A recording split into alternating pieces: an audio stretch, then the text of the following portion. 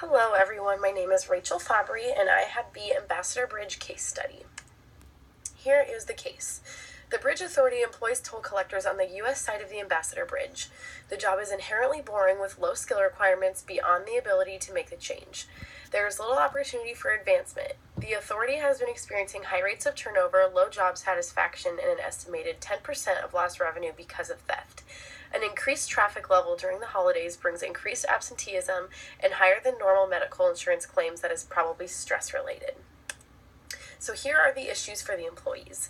This job is very boring and it's impossible to move up within the company.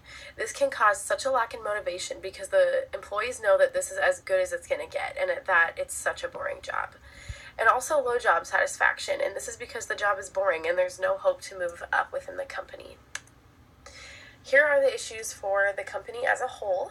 So there is a very high rate of turnover. Employees don't see this job as something that they want to be committed to in the long run because there is no room for moving up. They want to get out and actually like their jobs. 10% of lost revenue because of theft. Employees probably feel very angry at management for not giving them the chance to progress in the company, and their lack of loyalty for the company would also be a factor. This shows that they may feel that they aren't making enough money as well. Increased absenteeism during the holidays due to traffic. They have no motivation to go to work because they don't feel loyalty to come in and help during busy times. And then the last one, higher than normal medical insurance claims due to stress. People are probably stressed because they aren't enjoying their work and they're worried about what their next step is because they don't want to stay in this job forever. So one theory that I think would be beneficial for this company to use would be the goal setting theory.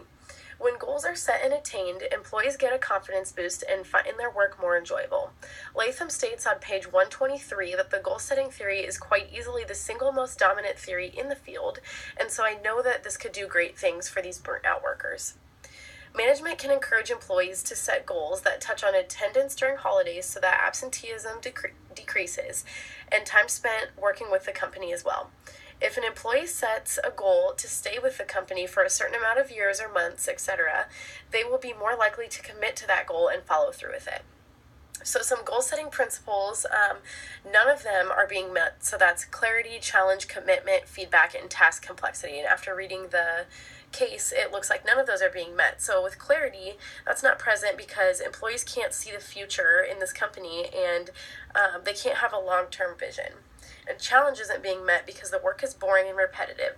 The fact that they can't move up within the company makes it very hard to work hard and be challenged. And then with commitment, they have an obvious lack of commitment because they are stealing and not showing up to work.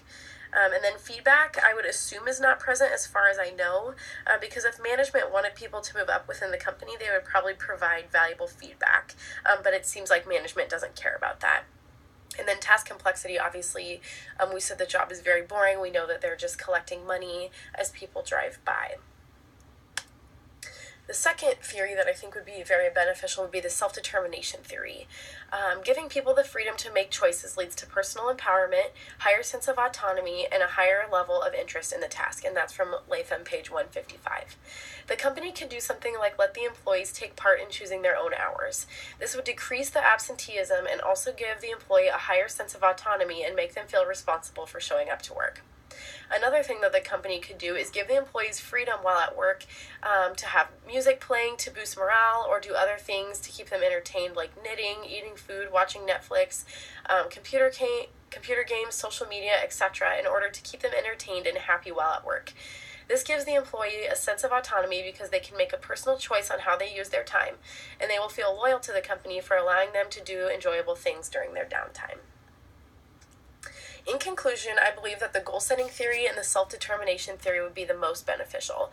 The goal-setting theory leads to a confidence boost in employees and a sense that the work is more enjoyable. And the self-determination theory leads to a higher sense of autonomy, higher levels of interest in the task, and increases favorable perceptions of the task. The Ambassador Bridge can be on their way to developing strong, loyal, and hardworking employees if they utilize these two theories. This also would possibly give employees the chance to show their hard work to management, and then who then would maybe perhaps consider hiring managers from within. So that is my case study.